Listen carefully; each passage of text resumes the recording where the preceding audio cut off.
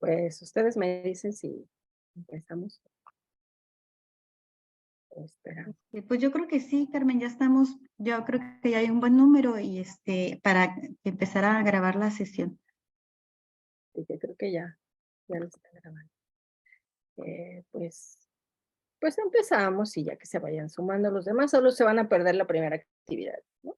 Porque esto es así rápido. Así que pues buenos días a todas, a todos por acompañarnos hoy en la sesión 3 de nuestro curso de evaluación de competencias. Y para empezar, pues yo me gustaría preguntarles qué recuerdan de lo que vimos en las sesiones pasadas, y para eso hice este Menti, que, a ver, déjenme ver, para compartírselos. Les va a llegar el mensajito.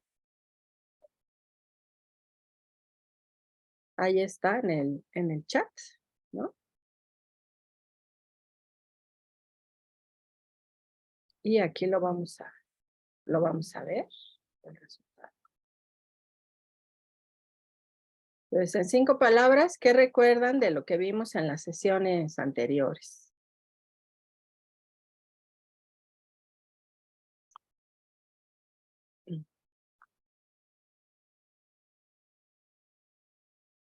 Porque vimos muchísimas cosas, ¿no? En los 2 días.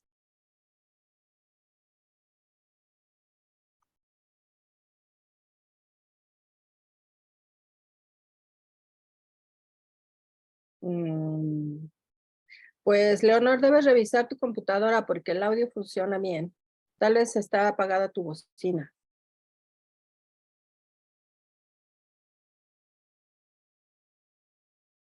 Entonces, aquí en el chat ya les llegó la invitación al Mentimeter. Le dan a abrir para que puedan votar, hacer su participación.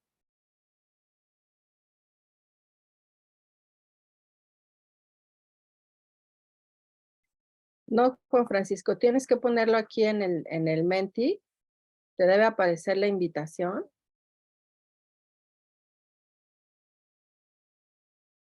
A ver, no sé cómo es. ¿Estás viendo en tu chat? Sí, estoy viendo el chat. ¿Lo cierro? No. Ahí en el chat te llegó algo que dice, Carmen la está invitando a usar una Zoom app Mentimeter. Y le das clic ahí. A ver, Ya no, es te que abre. ¿No te aparece? no me aparece. Deja volver a invitarte.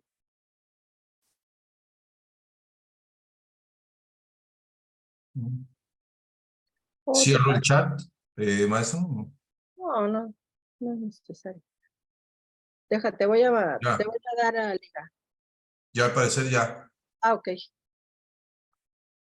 está procesando maestro. Ok.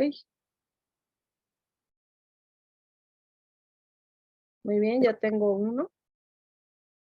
Pues está. Si no, les voy a poner en la liga también. Me aparecen 5 cuadros. ¿En cada cuadro poner una palabra? La palabra, exactamente. Ah, ok, perfecto. Gracias.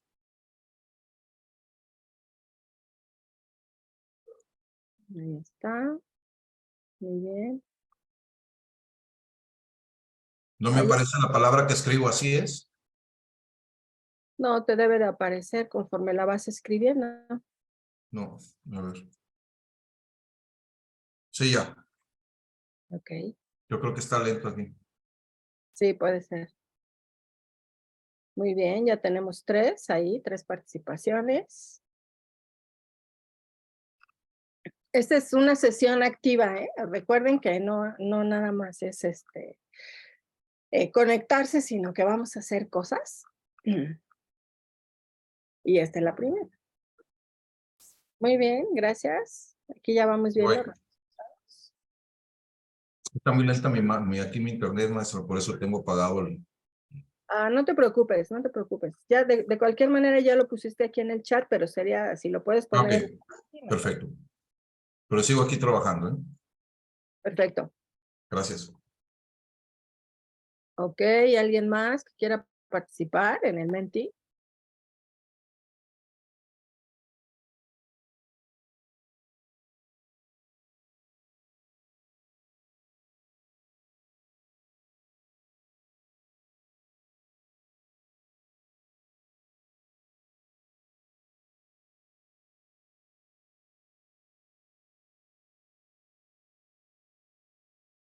Listo.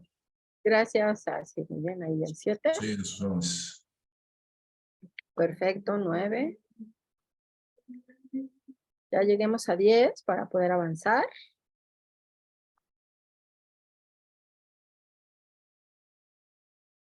A ver si alguien más se anima. Ahí está, perfecto. Muy bien, pues vamos a ver qué es lo que recuerdan de nuestras sesiones anteriores. Pues sí hablamos del proceso de aprendizaje, de los instrumentos de evaluación, de qué son las competencias, cómo construir las competencias. Hablamos de los elementos de las competencias, entre ellos la condición de calidad. ¿Cuáles eran los otros? La finalidad, que también vi que aquí lo pusieron.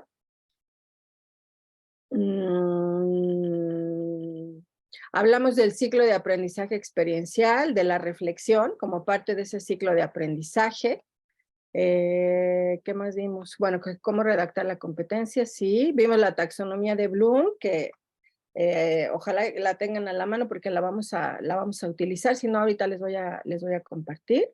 Hablamos también de los resultados de aprendizaje, ¿no? Que simplificaban las competencias para poder evaluarlas, de las evidencias como el sustento, ¿no? Más bien el recurso que nos va a permitir evaluar el aprendizaje de los estudiantes, y de competencias clave que tenemos para el siglo XXI, ¿no? Que vimos el ejemplo también me parece que de Singapur, no me acuerdo, de cómo están integrando estas competencias al currículum nacional, y entre ellas, pues el más importante, y cada vez que la verdad que pues leo bastante sobre esto, y la mayoría, o cada vez más, con mayor frecuencia, aparece el pensamiento crítico como la competencia clave para poder sobrevivir, digamos que en el siglo XXI, ¿no? O sea, porque esta competencia nos va a permitir desarrollar un montón de otras actividades en el mundo del trabajo y en el mundo laboral, así que pues por eso se vuelve tan relevante. Súper bien. ¿Qué más vimos? Bueno, los instrumentos de evaluación. ¿Recuerdan cuáles son los dos que vimos? O vimos uno, ¿no? Vimos uno de los instrumentos de evaluación en la clase anterior. ¿La lista de cotejo? La lista de cotejo. Ajá. ¿Para qué nos servía la lista de cotejo? ¿Se acuerdan? ¿Para qué nos servía? Evaluaban la presencia o ausencia de los elementos, ¿no? Muy bien, sí. Evalúa la presencia o ausencia de los elementos de lo que queremos evaluar, ¿no? A diferencia de las rúbricas, ¿alguien recuerda para qué sirven las rúbricas o qué son las rúbricas? ¿No? No importa, porque eso es lo que vamos a ver ahora. Entonces, es como un complemento para la rúbrica, ¿no? A lo que platicamos la sesión pasada. ¿cómo un complemento? Como más bien complementar la rúbrica como para mejorar la lista de cotejo o algo por el estilo. Creo que a mí todavía eso no me quedaba del todo claro. Ajá. Sí, muy bien, pues qué bueno que lo mencionas. Sí. La lista de cotejo, recuerden que va a evaluar, como bien nos dice Andrea, la presencia o la ausencia de elementos.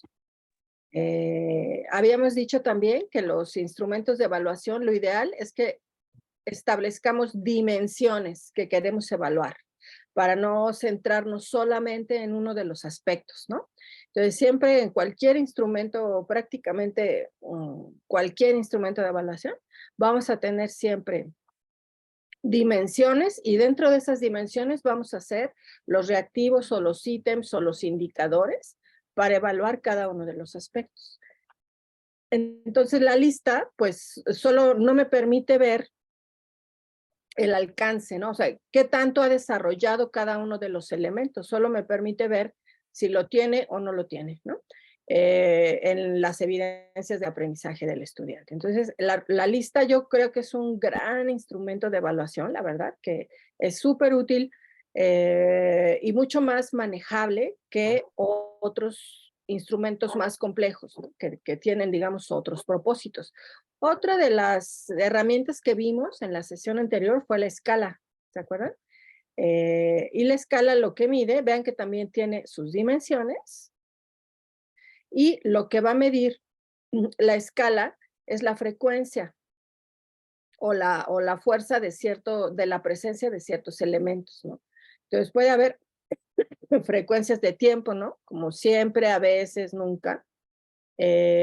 O de acuerdo, muy de acuerdo, en desacuerdo, etcétera. Entonces, las escalas nos pueden servir para evaluar, aquí por ejemplo les puse la de la exposición oral y también vamos a ver hoy la rúbrica, pero se usan sobre todo para evaluar las actitudes, porque hay muchos instrumentos estandarizados para evaluar actitudes. Esos ya se toman, pues como han sido probados y nos resultan de mayor utilidad que cualquier otra herramienta como la rúbrica o la lista de cotejo. También hay rúbricas para evaluar las actitudes, pero pues tratemos de ir combinando recursos, porque si todo lo evaluamos con rúbricas sería súper desgastante para el estudiante y para el profesor también. Entonces, tratar de diversificar. ¿Se acuerdan que habíamos dicho que lo ideal es tener un sistema de evaluación que nos permita recuperar la mayor cantidad de evidencias de los logros del estudiante y que de la misma manera pues tengamos herramientas suficientes para evaluarlos?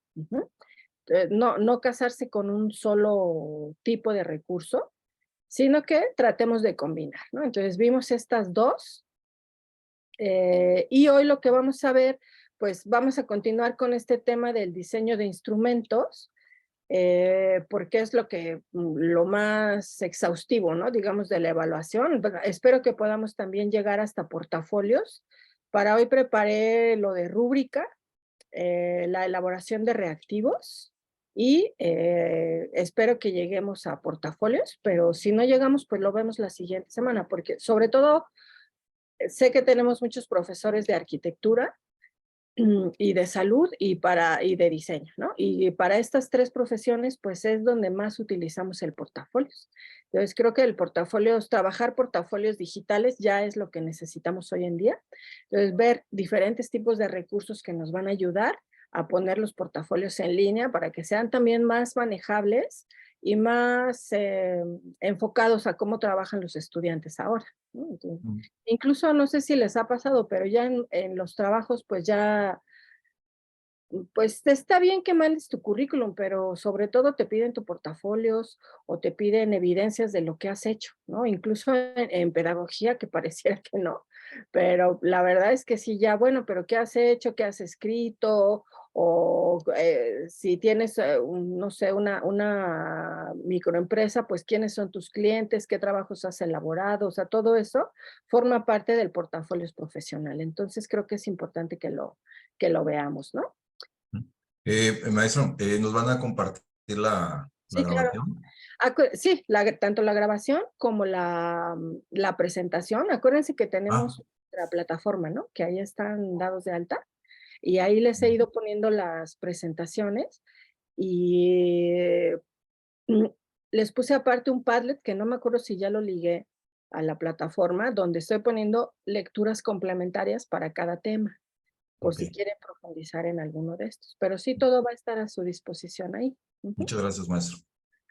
Entonces, hoy vamos a tratar de ir explorando las herramientas que hay para evaluar. Vamos a ver tanto sus características como los recursos digitales que hay para, para ponerlos en línea, ¿no? Entonces, vamos a empezar con este que se llama Socrative. ¿Alguno de ustedes lo ha usado? Me acuerdo que alguien lo mencionó en la sesión presencial. A ver, entonces, aquí les puse la liga. Cuando entran a Socrative, tienen que darle clic aquí en Login, en la esquina superior derecha, y les pregunta, ¿quieres entrar como profesor o como alumno? Le tienen que decir que se quiere loguear como estudiante. Ajá, porque si no, les va a pedir que otras cosas que no tiene caso. Y ya que se loguean como estudiante, les va a preguntar, ok, ¿y a dónde vas? ¿Cuál es el room al que vas? Y ese se llama TEDU 2022. Y ahí les planteo algunas preguntitas sobre evaluación.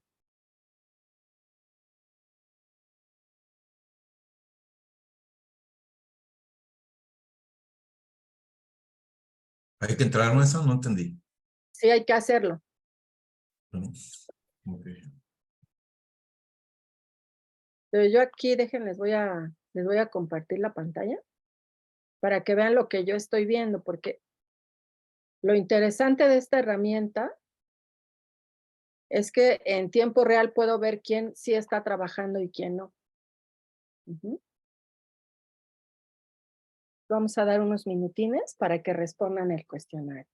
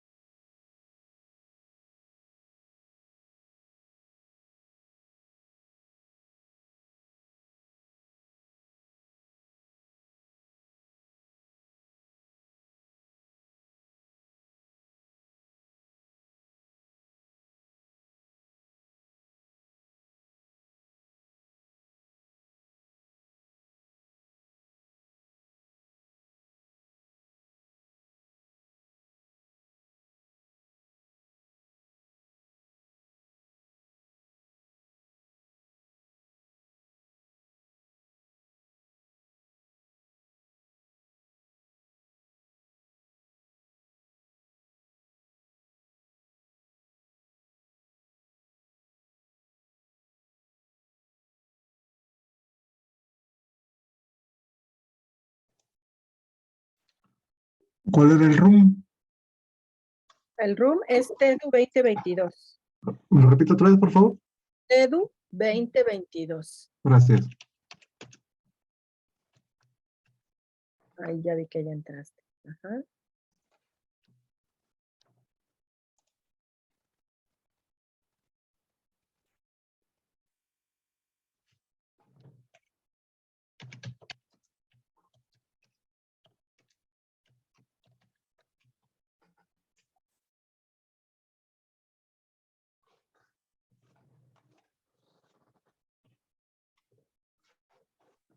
Perdón, me perdí, no puedo entrar al cuestionario. ¿Quieres que te comparta la liga de nuevo? Sí, por favor. Ok.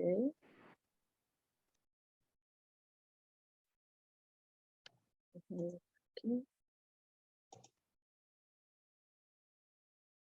Esta es la liga, te logueas como estudiante y te va a pedir un room, que es este TEDU 2022.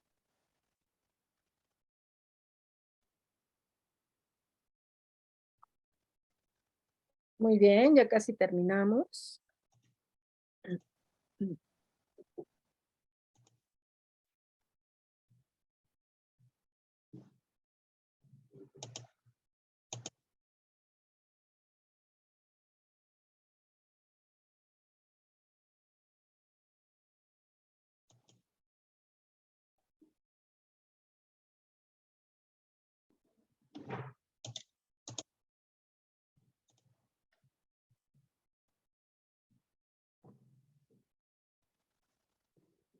Vamos a dar un minutín.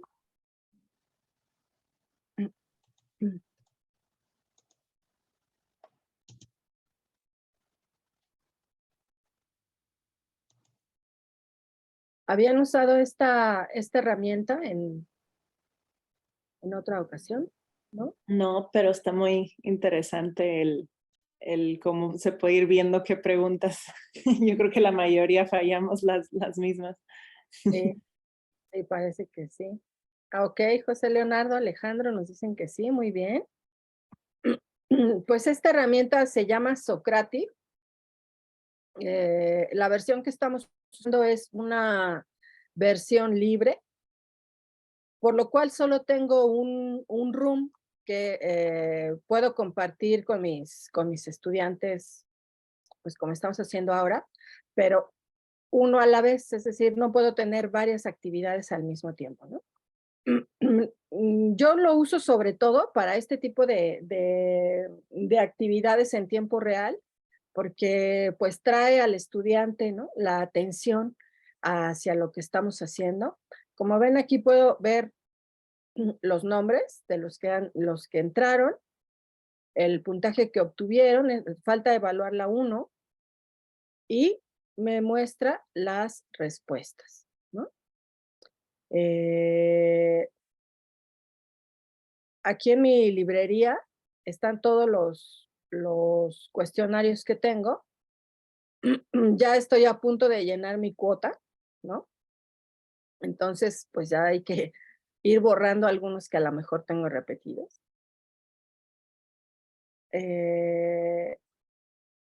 Y se puede hacer solo con preguntas cerradas, con preguntas abiertas que se van calificando a mano o de selección múltiple. Ahorita eso lo vamos a ver un poquín más adelante, ¿no? Sí vamos a ver quizzes más adelante, José Leonardo, porque les hice un ejercicio en cada una para que lo vayan probando. Entonces, fíjense, vamos ahora, si quieren, al cuestionario. Bueno, ahí están los resultados. Como les digo, ustedes pueden mostrar tanto como quieran, quitar los nombres, quitar la respuesta correcta, mostrar los resultados, ¿no? Que eso es lo que tal vez nos puede interesar. Ahí ya vemos, por ejemplo, en la 4, pues todos la sacaron buena, y donde más se equivocaron, en la 3 y en la 5. Ya vamos viendo fortalezas, debilidades del grupo mientras estamos revisando el cuestionario, ¿no? Además, esta no sé qué les parece, pero me parece mucho más académica que otras herramientas que vamos a ver algunas otras, ¿no? Que a lo mejor tienen mucho movimiento, o que tienen muchos muñequitos, o tienen música, etcétera. Este Bien. también es bueno para los exámenes, por ejemplo, ¿no?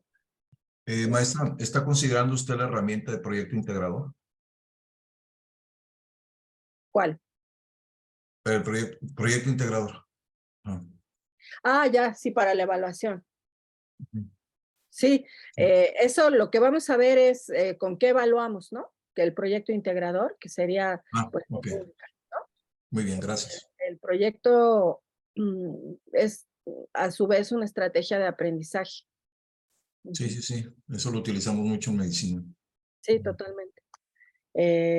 Bueno, pues entonces, si quieren, vamos a revisar las preguntas. Esta obviamente pues no tiene correcta o incorrecta porque ustedes pueden usar cualquiera de estos elementos, ¿no? Entonces ya yo al revisar los resultados ya puedo ver que utilizan más pruebas objetivas, de pregunta abierta, rúbricas o listas de cotejo. Esto solo se refiere a las herramientas, por eso justo no puse ni proyectos, ni casos, ni nada de eso, porque son más bien esas las estrategias de aprendizaje. Las pruebas objetivas son un indicador completo del aprendizaje del estudiante, pues ya veíamos la semana pasada que no, porque para evaluar la complejidad del aprendizaje requerimos una gran diversidad de recursos evaluativos. Luego, la rúbrica, ¿cómo se define? Como una matriz de valoración que incluye dimensiones y puntuaciones. Pues realmente no, porque al ser la rúbrica un recurso de la evaluación auténtica, más que los puntajes, nos va a importar cómo ha trabajado el estudiante, qué es lo que ha desarrollado, poderle dar retroalimentación de calidad. Por tanto, las puntuaciones son un complemento, no son lo principal de las rúbricas. Ya en versiones más que se han hecho últimamente, o variaciones sobre la herramienta, pues ya se le ha puesto los puntos, lo cual resulta útil para calificar, pero no es lo fundamental de la rúbrica. Por eso esa no sería correcta. Una lista de cotejo ampliada con descriptores, pues tampoco podemos decir que eso, porque cada instrumento tiene su propósito. Y por último, es un recurso de la evaluación auténtica que da cuenta de la calidad del aprendizaje. Pues sí, esa sería la respuesta más acertada. ¿La evaluación forma parte del proceso de enseñanza-aprendizaje? Sí, porque decíamos en la sesión 1 que la evaluación debe dar retroalimentación para que el estudiante mejore en su proceso. Que eso es de las versiones más, pues más modernas, ¿no? De la evaluación. Vamos a buscar siempre que sea un recurso para seguir aprendiendo. E incluso hablábamos ya de sistemas donde se ha separado la calificación de la evaluación. Y eso creo que puede ser interesante, ¿no? Porque nos puede dar una mejor apreciación del trabajo del estudiante y le genera menos estrés, tal vez. Les pongo un ejemplo de cómo desligarlo. En una escuela donde doy clase, todas las calificaciones se ponderan en 5 puntos más. Entonces, el alumno debe juntar 15 puntos. Más bien, el estudiante tiene oportunidad de juntar 15 puntos a lo largo del ciclo, pero con 10 obtiene el 10. Eso tiene, al principio a los profesores nos costó mucho trabajo porque nos parecía sumamente injusto, porque puede ser que un alumno saque 7, 7, 7 y obtenga al final 10 de calificación. Pero, ¿cuál es?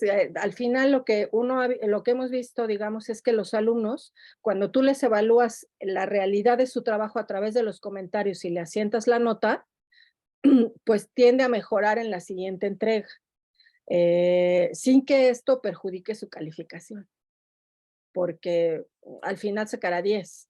Entonces ya necesita realmente haberse esforzado muy poco para no aprobar la asignatura o para sacar una baja nota. Que, por ejemplo, 7, bueno, pues sacar 7 es que tal vez hiciste solo un trabajo o tuviste la mínima calificación en todos los trabajos y en el examen. Esa es una forma de desligarlo. No sé qué les parece esa idea o creen que sería poco justo para el conjunto. ¿Qué piensan de esa estrategia? Quien quiera, abra su micrófono y adelante. Yo creo que es interesante, fíjate, luego a veces por diferentes motivos los estudiantes como que no logran, vamos a decir, cumplir una de las actividades, pero siempre tienen la posibilidad de mejorar su evaluación cumpliendo con otras actividades como opcionales, incluso hasta, pues no sé, me parece que son como oportunidades para los estudiantes para que puedan aprender de diferentes maneras y que tengan opciones también para ello. Creo que es una muy buena idea, no lo había pensado. Entonces todo está ponderado a 15. Eso nos mete también en otro problema que podría ser qué tan objetiva es la calificación, es decir, qué tanto está reportando la calificación, el logro de los estudiantes, que es algo de lo que padecemos mucho en las universidades en México, ¿no? Que yo eso también lo he visto en otra universidad donde trabajé muchos años, donde los alumnos obtenían altísimas calificaciones, pero a la hora de hacer el examen del Ceneval no obtenían el testimonio. Entonces decías, bueno, pues puros 10 si no llegaste al mínimo minimísimo para ejercer la carrera, ¿no? Entonces, es un dilema, ¿no? Que tendríamos que resolver, pero en principio esta estrategia de la ponderación a 15 me parece que es beneficioso para el estudiante y como dice Rosario, les da oportunidad de reponerse. Si les va mal en una actividad, que tengan oportunidad de reponerse en otra, ¿no? Que hagan este proceso reflexivo, que al menos en materias, por ejemplo, de investigación o que están atadas a un proyecto de desarrollo, sí funciona muy bien. ¿Rosario? Sí, me gustaría nada más agregar a eso, Carmen, que ciertamente, por ejemplo, el tener diversas actividades de evaluación ayuda, pero sí tenemos que aprender los maestros a diseñar esas actividades de evaluación. O sea, porque el escoger, por ejemplo, una prueba objetiva, sea falso, verdadero, opciones, no sé, o preguntas incluso así como algunos que favorecen la memoria con descripciones, pero me parece que también tenemos que aprender a redactar, a plantear esos ítems, ya sea el tipo el que utilicemos, pues, porque a veces un ítem puede ser como que lo tomaras que pudiera tener varias respuestas, ¿no? En vez de opción múltiple, está en confusión múltiple, como dicen los estudiantes. Sí. totalmente. Eso lo vamos a ver ahora más adelante, porque pues si vamos a seguir usando examen, debemos de aprender a hacer el examen, ¿no? Como bien dice Rosario. Me parece que alguien más había abierto su micrófono, no sé si fue Alejandro o alguien más. ¿No? Vale. La última pregunta que les planteaba era si la evaluación es subjetiva, es siempre subjetiva. Pues sí, la verdad es que la evaluación siempre es subjetiva, porque por más que tratemos de objetivar, no es la naturaleza de la evaluación. O sea, si yo estoy viendo el trabajo de otro, siempre va a venir una carga que yo deposito en la evidencia. ¿Sí me explico? O sea, no hay cómo deshacerse de la subjetividad. Lo que sí podemos es tratar de transparentar el criterio, por eso usamos rúbricas y listas de cotejo. Tratar de hacerlos, por ejemplo, los reactivos perfectamente entendibles, porque a veces damos por sentado que los estudiantes están entendiendo lo que estamos planteando y no necesariamente, y ahí está la carga también subjetiva. Entonces, en toda la literatura sobre evaluación, pues se reconoce esta debilidad, ¿no? La evaluación siempre va a ser subjetiva, solo que podemos aminorar ese grado de subjetividad y transparentar los criterios para que sean accesibles para los estudiantes. ¿No? José Leonardo. Bueno, te hago una pregunta. Estoy actualmente tomando un curso justamente de uso de inteligencia artificial en educación y hubo una pregunta ayer que es perfecta para este caso. Si yo agarro un texto, toda una guía de trabajo, la subo a un modelo de inteligencia artificial y la pondero bajo una lógica de ponderación de cosas claves y le digo que me ayude a diseñar preguntas para un trabajo, en el sentido de quiero diseñar un método de enseñanza activo, quiero diseñar un prototipo y que el estudiante haga este prototipo y lo voy a hablar de esta manera. ¿Hasta qué punto podemos hablar de subjetividad en ese tipo de examen? ¿O hasta qué punto podemos hablar de objetividad? Yo creo que ahí más bien tenemos que preguntarnos qué tan literales va a ser las preguntas la inteligencia artificial. Porque si yo voy a preguntar, de acuerdo con Piaget, describa las 4 etapas del desarrollo psicogenético. Bueno, pues es que no hay más que esas 4, o sea, ahí no hay nada interpretativo. Otra cosa es que yo le pregunte al alumno, en un caso concreto, en qué etapa del desarrollo está el niño. ¿Ves? Entonces, ahí ya es interpretativo. Entonces, por eso la subjetividad es variable. Depende qué tan literal queramos plantear las preguntas. Entre más cognitivo sea, por ejemplo, y también, por ejemplo, en matemáticas, pues hay una sola respuesta, una sola forma a veces una sola forma de llegar a la respuesta. Entonces ahí la objetividad es plena. Otra cosa es que le preguntemos al alumno cómo aplicar eso, en qué situaciones, o que tenga capacidad para aplicar su criterio y elegir el camino y la opción correcta. Entonces yo creo que ahí está la variabilidad, pero es perfectamente válida. Ahora, sería interesante también cómo le planteas a la inteligencia artificial el tipo de preguntas que quiere que desarrolle. Porque, pues, si lo vamos a hacer literal del manual, pues es muy fácil. Pero eso no es lo que menos refleja el aprendizaje del estudiante, diría yo, cuando aprenden algo de supermemoria. Sobre todo en situaciones cambiantes y sobre todo por cómo son ahora las cosas. O sea, no sé, los que ya son así como de mi calibre, que al fin ya nos vimos en persona, pues recordarán, ¿no? En aquellos tiempos donde uno sí se tenía que aprender las cosas de memoria. O sea, yo me acuerdo en la escuela de las monjas que te sentaban en la silla hasta que te aprendías las capitales del mundo, ¿no? Cuando el mundo era más o menos estable, ¿no? Luego la caída del muro destruyó la geografía europea y ya no sabías cuál era la capital de cuál. Ahora eso es absolutamente innecesario, porque pues le preguntas a Google cuál es la capital y listo, ¿no? O sea, fíjense cómo la obsolescencia del conocimiento nos lleva a plantear otras formas de acercarse a él.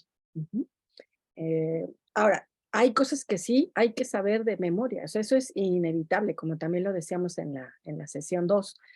Por ejemplo, en medicina, pues hay cosas que no hay más que te las sepas de memoria, porque es inmediato, porque puede ser de vida o muerte, porque de ese dato que debes de saber dependen un montón de otras cosas, ¿no? Y así en todas las disciplinas. Creo que debemos de valorar la memoria, pero en la complejidad del contexto, ¿no?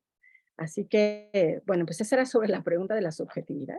Entonces, siempre va a haber variabilidad, mayor o menor objetividad, pero piensen, por ejemplo, en cómo construimos la prueba, que yo creo que en lugar de empezar por rúbrica, debería empezar tal vez por la parte de los reactivos. ¿Prefieren ver primero la prueba y después la rúbrica? Porque noto que como que están más interesados en la parte de la prueba, ¿no? Pues voy a cambiar a la prueba. Cuando construimos una prueba,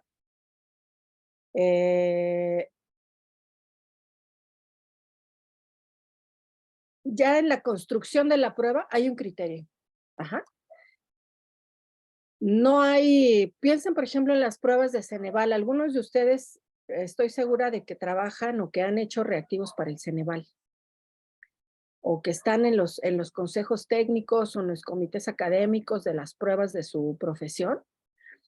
Y habrán notado que cuando hay juntas del consejo, pues el consejo decide cuál es el punto en el que todos van a reprobar, en el que todos van a aprobar, cuántos queremos que aprueben, cuántos ítems le damos a cada una de las dimensiones de la prueba, qué tipo de casos debemos elegir, qué temas se incluyen, qué temas se excluyen. Pues ahí está toda esta parte criterial que es de común acuerdo, ¿no? Por las universidades que participan en la prueba.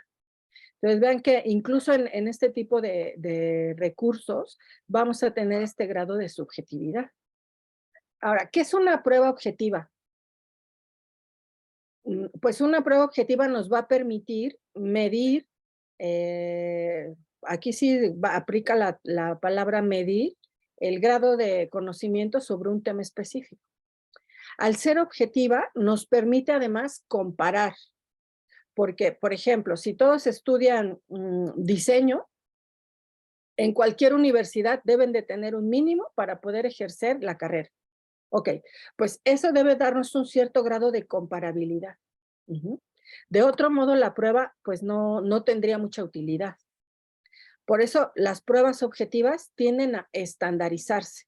Es decir, una prueba está estandarizada cuando cumple todas las reglas, todos los estándares que se han establecido de confiabilidad, de validez, para poder aplicarlas a gran escala. En México, pues tenemos muchas pruebas de este tipo. Les traje algunos ejemplos de las profesiones que más o menos tenemos en este grupo, porque son un buen recurso para ver cuánto sabemos de algo. Pero no es repito, no es yo pienso más en una comparación como una fotografía y una tomografía, ¿no? Entonces, la prueba pues nos va a dar una foto de un momento del aprendizaje o del dominio de un estudiante. Pero si hiciéramos una tomografía, lo podríamos ver desde todas las perspectivas, desde todos los aspectos, encontrando diferentes elementos que no se ven a simple vista. Y eso lo logramos cuando evaluamos utilizando diferentes herramientas, ¿no? Ahora, esta prueba, podemos utilizarla para evaluar conocimientos y habilidades. Es muy difícil en una prueba como estas evaluar actitudes, aunque casi siempre se hacen como les decía, se hacen con escala, ¿no? Podemos evaluar las actitudes. Ahora se está evaluando, por ejemplo, la competencia global en la prueba PISA, que también creo que lo mencionamos la vez pasada, en una prueba objetiva como esta.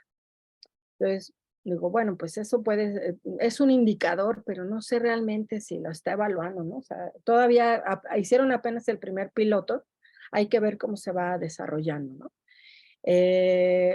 Al estar estandarizadas, es decir, que excluyamos los ítems que no evalúan nada, donde todos se equivocan, donde todos aciertan, los que no se comprenden, los que no se vinculan con el resto de los ítems de la prueba. O sea, ya que logramos depurar todo eso, ya podemos decir que está estandarizada y se puede aplicar a grandes poblaciones. ¿Para qué nos sirve una prueba objetiva? Pues para tomar decisiones, sobre todo. Cuando las usamos en el aula también nos sirven para tomar decisión, para ver si vamos por el camino correcto, si todos los temas se han entendido como esperábamos o si tenemos que regresar sobre algunos de ellos, ¿no? La prueba objetiva se compone de reactivos o ítems. Bueno, aquí esto lo repetí. Bueno, antes de eso. Para que una prueba sea útil, más allá de lo que pasa en nuestra aula, o sea, esto también, ojo con esto, tiene diferentes grados de precisión, depende de para qué queremos la prueba. Si vamos a hacer una prueba en nuestro salón, pues para que logremos establecer la confiabilidad y la validez, nos puede tomar cierto tiempo, porque necesitamos aplicarla y probarla hasta que funcione. No nos va a importar tanto eso tal vez en el aula, pero sí nos va a importar revisar los reactivos en el sentido de, ¿son muy difíciles o son solo suficientemente difíciles? Eso también tiene que ver con la motivación del alumno, ¿no? Entonces, si pongo demasiados ítems difíciles, ¿qué va a pasar con el alumno? Diría que la mayoría va a reprobar. ¿Y eso le va a reportar un aprendizaje? No necesariamente. Más bien los va a frustrar, ¿no? Porque eso, reprobar gravemente una prueba, pues es algo terrible para el alumno. Entonces, asegurarse del grado de dificultad, del poder de discriminación. Esto es que cada reactivo evalúe lo que tiene que evaluar. Que no les pongamos pruebas, en la prueba, preguntas capciosas o preguntas para que se confundan, ¿no? Deliberadamente. Entonces eso pues no discrimina nada, o sea, no estarían evaluando nada. Y otra cosa que es lo más difícil de hacer en las pruebas objetivas, los distractores, esto que decía Rosario, que a veces ponemos opciones que pueden ser parcialmente correctas.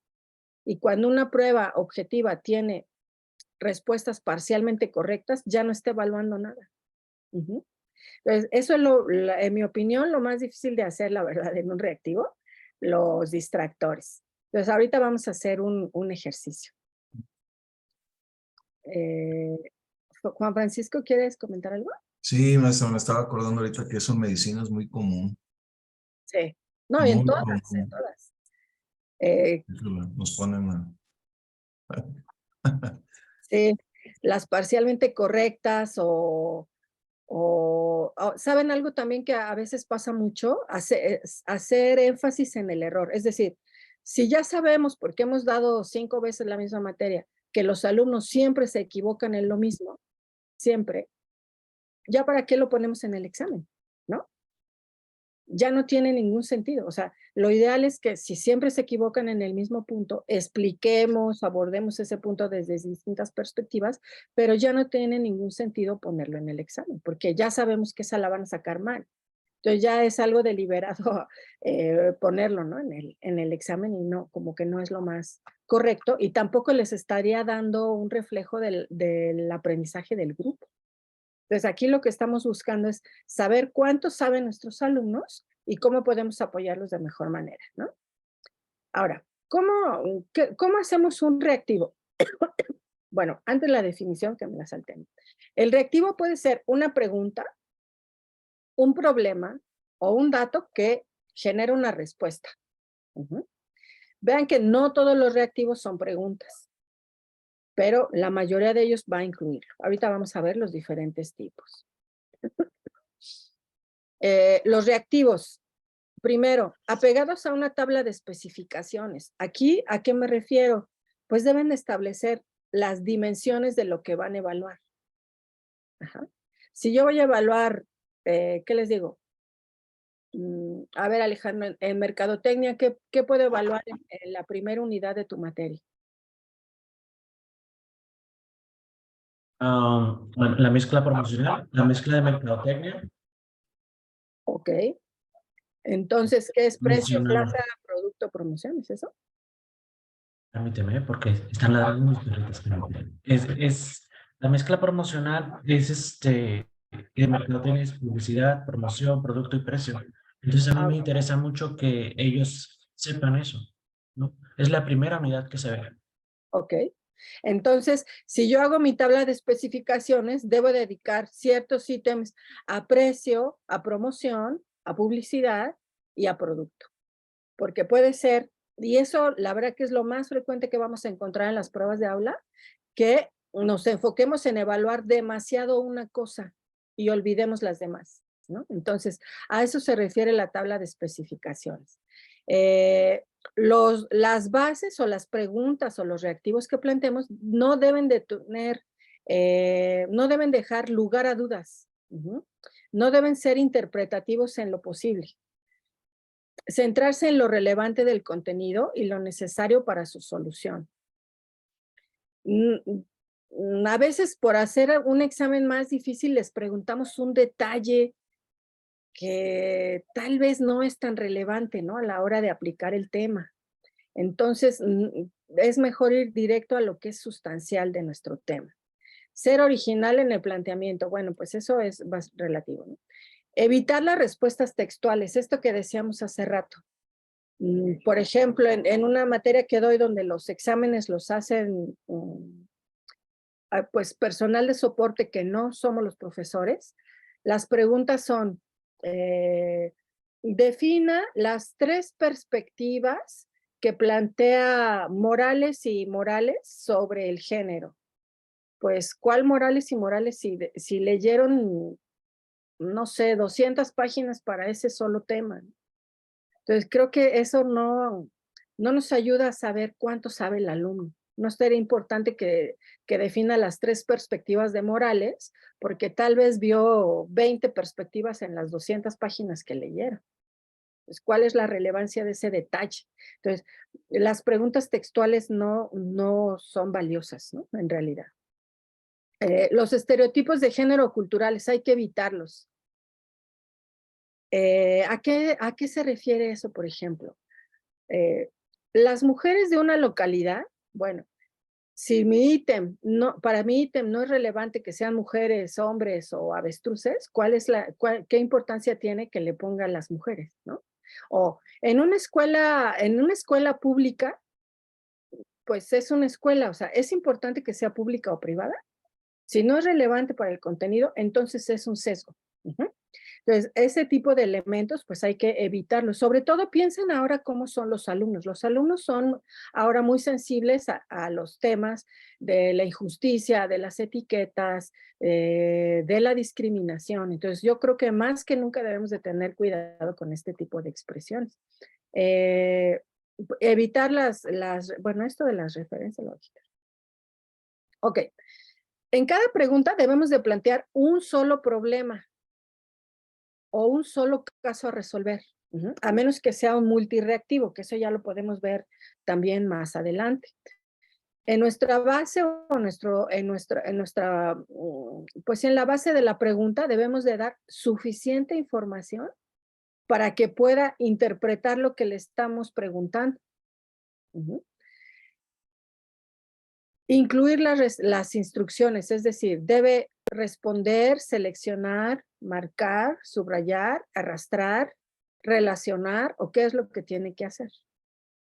Evitar dar pistas. ¿Cuáles son pistas en una pregunta? Pues si le estoy preguntando sobre kilos, no debo de incluir esa palabra en la base. Tratar de buscar la coherencia o la consistencia más bien de género y número en la base y las opciones de respuesta, para que no los descarte por lógica. Redactar en positivo. No preguntar, los siguientes no son, pues si no son, ¿para qué los preguntan? ¿No? Siempre en positivo. Ahorita vamos a ver ejemplos de cómo hacerlo. Bueno, pues justo la manera de hacerlo es usando excepto. Por ejemplo, los siguientes son excepto. Eso es redactar en positivo algo negativo. Pero estos reactivos generan en la línea de pensamiento como ir en reversa. Entonces, cuando dice los siguientes no son, es como que tu cerebro se frena, ¿no? Como que vas directo a la pregunta y ¿cuáles no? Entonces, el estrés de la prueba y aparte le preguntamos en negativo, ¿no? O excepto, pues puede ser un poco riesgoso para el alumno, ¿no? Y para su estrés. ¿Cómo deben ser las opciones de respuesta? Checar género y número y tiempo. Ajá. Es decir, si les estoy preguntando por las condiciones, pues deben ser en plural, porque si ponen una en singular, probablemente esa la va a descartar. Acuérdense que también en las pruebas objetivas, cuando las subimos a una aplicación, en muchas de ellas se penaliza la adivinación, que es lo que dice la teoría de la respuesta al ítem, que debemos de penalizar la adivinación del estudiante. Por eso las pruebas que tienen 4 opciones de respuesta son mejores que las que tienen 3, porque se adivina más cuando son 3 que cuando son 4. Y ya hacer 5 o 6, es muy difícil hacer 5 distractores, es muy complicado. Mi recomendación es que sean 4 opciones de respuesta. Todas las respuestas deben de tener una extensión similar. Si hacen una de ellas más larga o más corta que las demás, por lógica la descarta. Entonces eso también hay que tener cuidado. Deben ser del mismo campo semántico. Por ejemplo, esto que nos decía Alejandro, la mezcla promocional, pues si le estoy preguntando sobre la mezcla promocional, no debo de incluir otro elemento que tenga que ver con otro aspecto de la materia, porque ahí pues ya tampoco estoy evaluando nada. Es tramposo. No se debe usar esto, todas las anteriores, ninguna de las anteriores, A y C, no sé, no, nunca, siempre o completamente. Ajá. Entonces, si son todas las anteriores, ¿para qué ponen opciones? ¿No?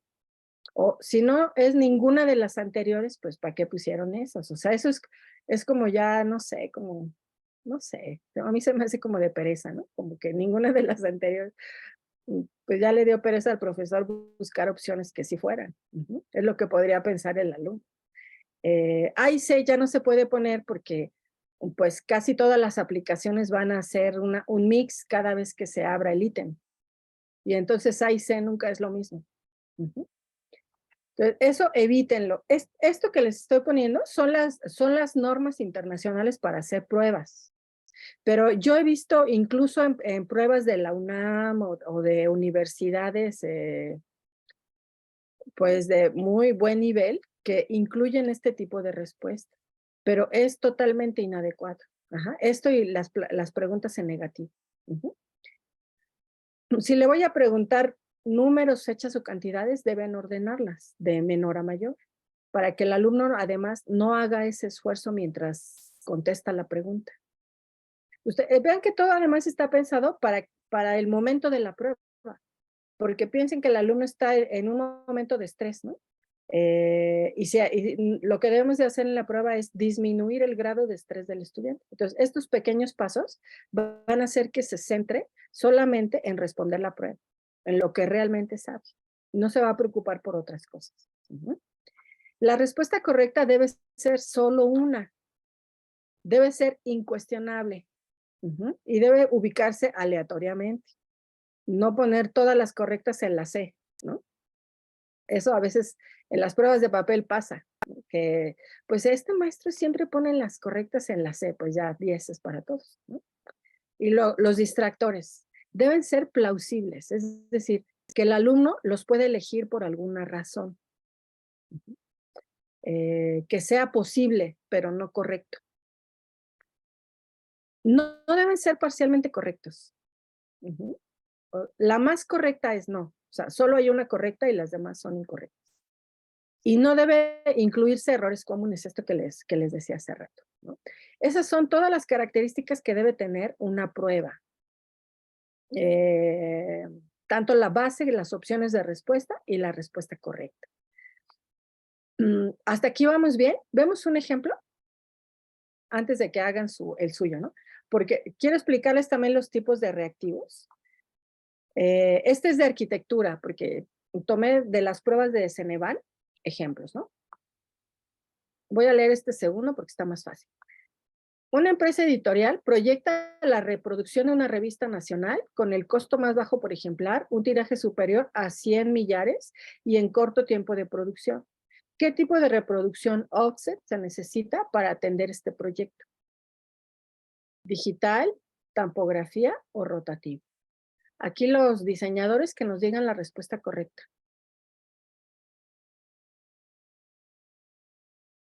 Rosario, ¿eres diseñadora? No, era a propósito del tema que estás tratando, no de la pregunta, de esa no me la sé.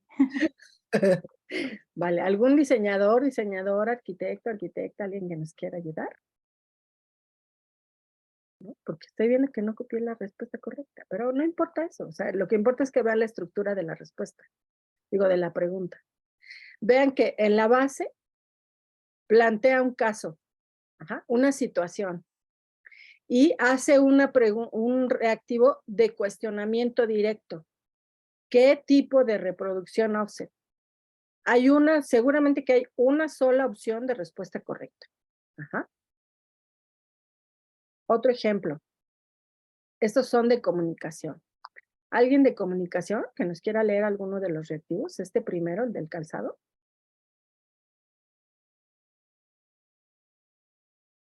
¿Nadie? A ver, Yo no estoy en comunicación, pero lo puedo leer. Venga. ujú. Ay. Bien, dice, una empresa fabricante de calzado deportivo ha tenido una reducción en sus ventas, entre otros factores, porque los consumidores relacionan los productos de sus competidores con los famosos deportistas que participan en sus campañas publicitarias. Por lo tanto, ha decidido apoyar la suya con la imagen de un grupo musical juvenil de moda para no perder presencia en el mercado. El tipo de campaña que se requiere es de, inciso A, reactivación, inciso B, mantenimiento, inciso C, relanzamiento. ¿Cuál será la correcta, Alejandra? Reactivación. ¿Por qué? ¿No? ¿Por qué? Porque estaba comentando que el calzado deportivo ha reducido sus ventas. Entonces, en la mercadotecnia, para que tú puedas, con el ciclo de vida del producto, ¿no? Cuando va hacia abajo, lo debes de relanzar, ¿no? O sea, contratando personajes o, no sé, alguien que le pueda ayudar a que suba la curva de las ventas. Ok, esa es la correcta. Muy bien. Sí ven que plantea un caso, que lo que pregunta está vinculado con lo que plantea en el caso, porque a veces nos pasa que la pregunta se puede contestar sin leer el caso. Aquí está plenamente vinculado. Es una pregunta de completamiento, porque vean que le pone puntos suspensivos y el estudiante debe de completar la frase.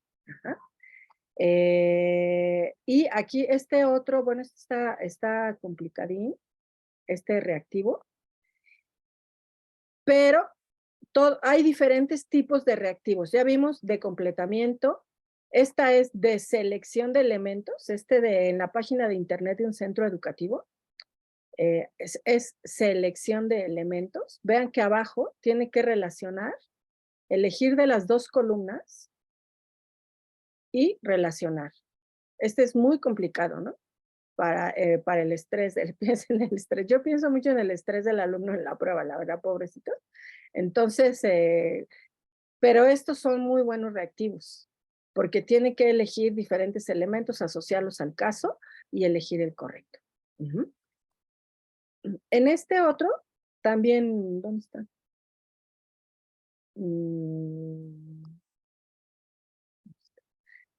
En este también, vean que todo va de menor a mayor. Desde la primera y la segunda. Hay que tratar de ordenarlo de esa manera para que no haga este sobreesfuerzo. Luego este otro, que también, este es de selección de elementos también, este primero. También es de arquitectura. ¿Alguien de arquitectura nos quiere leer? Venga, Andrea. Se han concluido los trabajos previos antes de iniciar el proceso de colado de una losa de entrepiso mixta, con vigueta y bovedilla y losa de concreto armado para la charola sanitaria. ordene los componentes del proceso de colado para garantizar que sea un elemento monolítico. Número 1, capa de compresión. Número 2, cadenas de cerramiento. Número 3, traves. Número 4, charola sanitaria. Y la Ya. respuesta correcta, ahí sí está marcada, Sí, dije. ¿no? Que es 3, 2, 1, Ujú. trave, cadena de cerramiento, charola sanitaria, capa de compresión. Entonces, nuevamente, hay un caso y las respuestas están asociadas al caso. Solo hay una combinación correcta y aquí está la instrucción. Ordene los componentes. Aquí, seleccione las estrategias. Entonces, vean que la instrucción siempre va a formar parte del reactivo. En el Ceneval ahora ya sí se aceptan de ordenamiento, pero como este complejo que vimos, ya no se aceptan, ¿no? De selección de elementos, no. Ya casi todas las pruebas del Ceneval en esta nueva versión que están haciendo son preguntas de cuestionamiento directo, ¿no? Como estas dos. Pues, no sé, todo tiene sus ventajas, sus desventajas. A mí los que más me gustan son como estos, de ordenamiento o de selección de elementos, como este segundo. Pero bueno, pues por algo han tomado esas decisiones, ¿no? Ahora, ya que vimos los ejemplos, vean que tenemos preguntas de cuestionamiento directo, como, ¿cuál es el propósito de la encuesta? Preguntas de jerarquización u ordenamiento, ordene las etapas de investigación de mercados, de completamiento de oraciones, como el ejemplo que ya vimos. En la investigación cualitativa, la es la herramienta clave. De relación de columnas, en la base se ponen los listados y las opciones en las combinaciones. Y elección de elementos, ¿no? Señalen las características de la entrevista en profundidad. Esos son los más comunes, todas son de opción múltiple, pero tienen diferente forma. Yo creo que ahí depende el estilo, el tiempo, el tema que estamos trabajando, el tipo de cuestionamiento que podemos plantear.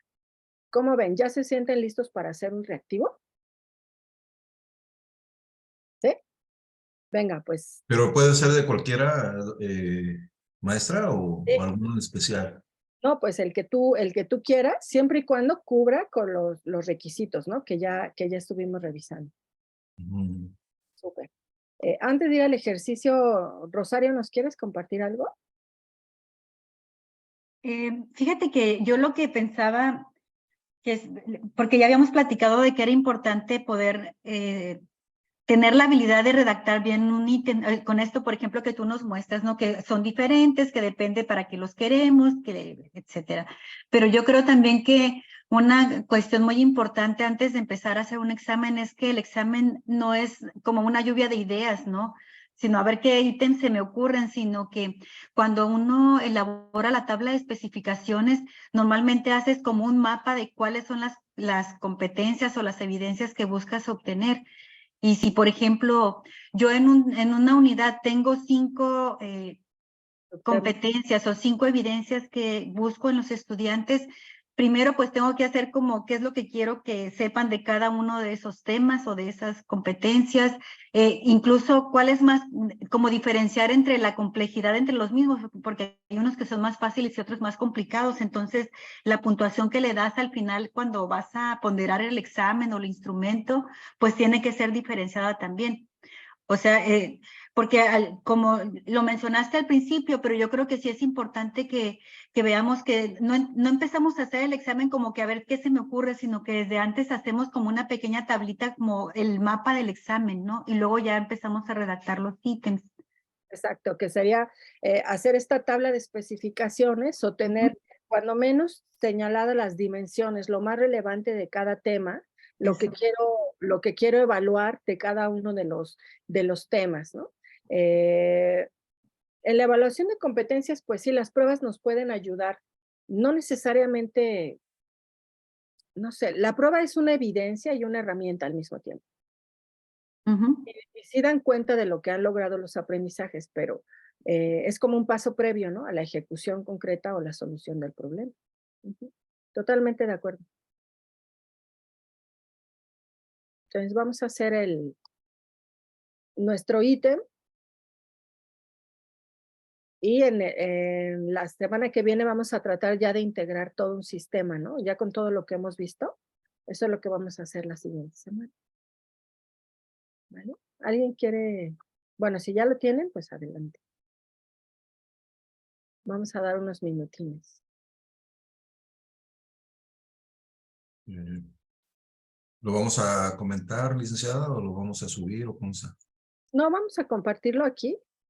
Ah, ok, perfecto, muy bien. ¿Quieren escribirlo y lo compartimos? Pues, ujú, está bien.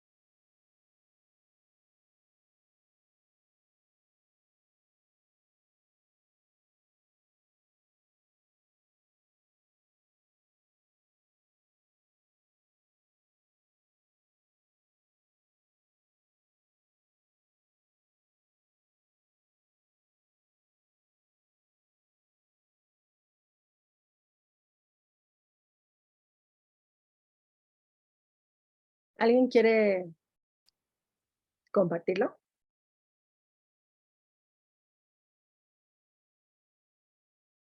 No es fácil hacer reacting, la verdad. Maestra, en un caso de la plataforma está como que refrescándose, ¿es correcto? O sea, la vamos a subir por el mismo medio, ¿verdad? ¿No? La plataforma donde tenemos nuestros materiales. Es la que nos mandó hace rato. Ahorita me apareció en la pantalla, no sé si fue un error aquí. Ah, no, por el Mentimeter no. No, ese ya lo cerramos. Ok. Déjame Yo ya verlo. terminé el mío, pero no sé. Ah, perfecto, No pues sé. ¿por qué no nos lo lees? Ah, pero es de una actividad que realizo adicional, ¿no importa? No importa, Es muy sencillito. a ver. Ok, no sé si me escuche, maestra. Sí, te escuchamos perfecto. Ok, bueno, hice dos. Lo Ay, puse ahí en un paciente que presenta ritmo de galope, insurgación yugular y disnea. ¿En qué diagnóstico debemos de pensar? Y puse 4 opciones. Síndrome de condensación, insuficiencia respiratoria aguda, arritmia cardíaca, insuficiencia cardíaca. Para mí la opción correcta es la A. No sé si por ahí va. bueno, ahí no sé si hay alguien más de salud que quiera evaluar el reactivo de su compañero. Ah, perdón. Hice 2. Venga, ese primero. Ujú. La observación que tendría es sobre la base. ¿Puedes volver a leer la base? Con mucho gusto, maestro. En un paciente que presenta ritmo de galope, ingurgitación yugular y disnea, ¿en qué diagnóstico debemos de pensar? ¿Hay otra forma de plantear la pregunta? Pues digo, no se me ocurrió ahorita, al menos que sea la inversa. No. ¿Sí? O sea, Describir algunas de las opciones y buscar a qué hacer referencia, ¿no? No sé si me explico. ajá, a lo que me hace un poco de ruido es, debemos de pensar, ¿no? O sea, no sé si se puede preguntar qué diagnóstico realizarías o cómo lo diagnosticarías o qué diagnóstico le darías o no sé. Por eso decía otra forma de preguntar, en lugar de Ajá. que solo en lugar de referir la palabra pensar. Bueno, hice un segundo, maestra, nomás que, pues bueno, lo Venga. hice rapidito. Se la muestro a lo mejor y esa está mejor, no sé. A ver, ese está muy bien, solo cambiaría la forma del cuestionamiento, porque todo Ok, de acuerdo. para evitar pensar, ¿no? Sino ya una cosa más de acción. Ok, bueno, pues la otra dice, la diferencia entre el edema de origen cardíaco y el de origen renal es, y ya puse las opciones. A, el origen, ok, muy bien. ¿Cuáles son las opciones? Ok, bien. A, el de origen cardíaco es frío y seco y en renal solo frío. B, el de origen cardíaco es periférico en zonas declives, en extremidades y en renales de tipo central, o sea, palpebral, o sea, tocar. C, el origen cardíaco es central y el de origen renal es periférico. Y 4, que pues aquí lo terminé muy rapidito, es el edema cardíaco se presenta por las noches y en renal por las mañanas. Ahí en las opciones de respuesta, ¿alguna de ellas es parcialmente correcta o la combinación en las que los pusiste los hace totalmente incorrectos a los incorrectos? No le entendí la pregunta, maestra, discúlpeme. Decíamos que solo debe haber una respuesta correcta Sí, es correcto. y las opciones deben ser totalmente incorrectas. Así es correcto. ¿Es así como lo planteaste? Sí, así es. Nada más es una sola, no sé. Las combinaciones nada más es una correcta. Ok, Las muy bien. otras no se dan. Muy bien, así está correcto. ¿Me puedes Ok. leer de nuevo la base? ¿Perdón? ¿Me puedes leer de nuevo la base? Con mucho gusto, sí. Ahí voy. La diferencia entre el edema de origen cardíaco y el de origen renal es. Ok. Está bien, es de completamiento, ¿no? Ok. Es de Ok, entonces la primera hay que corregirla entonces en el planteamiento, ¿verdad? Pues sí, yo le quitaría lo de pensar, porque él puede pensar muchas cosas, ¿no? De Pero acuerdo. lo diagnostica es solo de una manera. Ok, muy bien, maestra, gracias. Muchas gracias, Juan Francisco. ¿Alguien más quiere compartir su reactivo?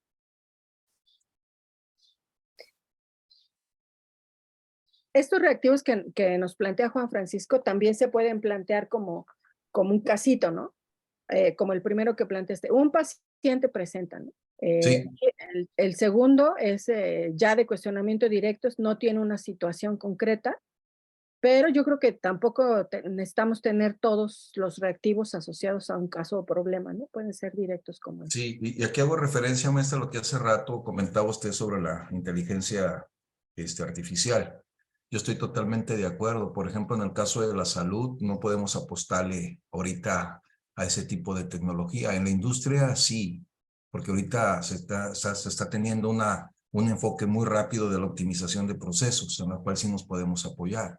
Pero en medicina, imagínense, plantearle a la inteligencia artificial un diagnóstico que buscamos de un paciente, está cañón. El margen de error es muy alto. Entonces yo creo que no es momento ahorita de plantear una situación de ese tipo, en mi opinión personal. Sí, yo creo que ahorita hay muchas discusiones, ¿no? Sobre el tema de la inteligencia artificial. Yo creo que estaría padre que hicieran en la Ibero y me inviten. Pues una serie de mesas, ¿no? Cómo desde todas las disciplinas podemos ver a la inteligencia artificial.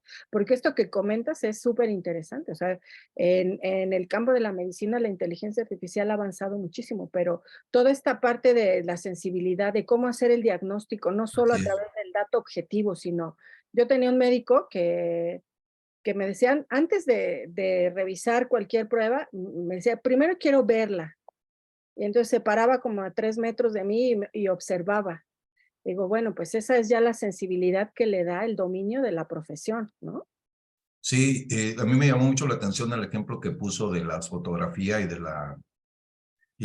no me recuerdo cuál fue la otra palabra que utilizó, pero exactamente, o sea, es cierto, si nos vamos nada más con la finta de lo que vemos por fuera, muchas veces el problema está por la parte de adentro, ¿no? Que eso es lo más clave, ahí es donde efectivamente dudo mucho que ahorita la inteligencia artificial nos pueda ayudar. Pero bueno, gracias, maestro. A ti muchas gracias, Juan Francisco. Y Carlos y Andrea, por favor. Carlos, a ver, por favor.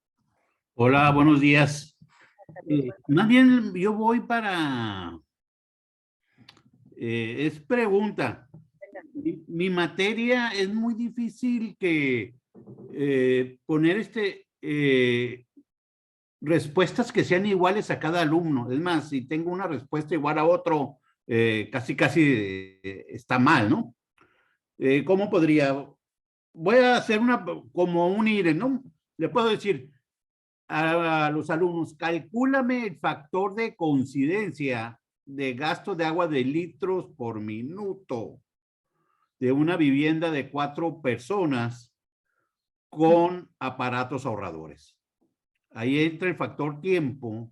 Entonces, cada alumno entra con un criterio de uso de tiempo y cada alumno, ahora con la inteligencia artificial Internet, me puede proponer un aparato diferente de consumo que trae, por ende, diferente valor. Entonces, me es muy difícil poner datos específicos porque entonces ya no coincidiría, ¿no? No sé si veremos más adelante un proceso para esta situación de esta materia, ¿no? Sí, yo creo que lo que tú estás planteando son más bien preguntas abiertas o ya situaciones o casos que el estudiante tiene que resolver. La forma en la que podríamos hacerlo mucho más estándar, por decirlo de alguna manera, es que les dieras más elementos en la base, justo esto de aquí, darles más información en la base para que todos vayan arribando a conclusiones similares. Por ejemplo, les podrías tú poner mayores condicionantes en el caso, ¿no? Pero puedo poner algunos ejemplos porque ve que los ejemplos que busqué fueron de arquitectura y tengo algunos casos para trabajar en arquitectura, que yo creo que tú estás trabajando otro tipo de estrategias que no son necesariamente los reactivos de carácter objetivo. Pero yo creo que lo que estás haciendo sí se puede volver un reactivo cerrado, solo que hay que ponerle más condicionantes en la base para que haya una sola opción de respuesta. Pero entiendo que eso no es lo que estás buscando, ¿verdad? Sí, no. Una sola opción es, para mí me brinca, hubo error, ¿no? No hubo objetividad en el análisis, porque cada diseño, cada vivienda es muy particular. Entonces, doy en semestres bajos de arquitectura y motivo esa parte de investigación. Muy bien, pues eso vamos a ver la siguiente, cuando ya voy a poner lo de reactivos de desarrollo, que es lo que estás planteando, y la evaluación basada en casos y problemas. No, gracias. Gracias. ¿Andrea? ¿Sí, Andrea? Sí, bueno, el mío es un poquito más visual. No sé si pueda como compartir la pantalla rápidamente, nada más para mostrar. Ahí.